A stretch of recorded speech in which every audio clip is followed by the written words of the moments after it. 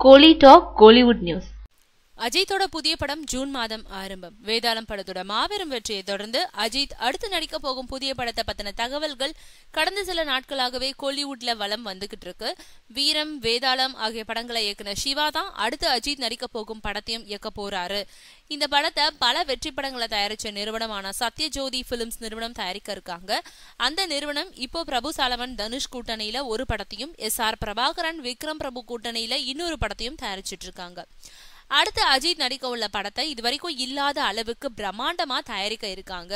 Ajith March மாதம் முதல் 2 மாதங்களுக்கு லண்டன்ல குடும்பத்தினரோட ஓய்வெடுக்க இருக்காரு. அதுக்கப்புறம் அவர் திரும்பி வந்ததும் ஜூன் மாதம் முதல் இந்த படத்தோட படப்பிடிப்பு ஆரம்பமாக இருக்கு. அடுத்து 6 மாதங்களுக்குள்ள படத்தை முடிச்சு 2017 பொங்கலுக்கு படத்தை வெளியிட திட்டமிட்டு இருக்கிறதா தெரியுது.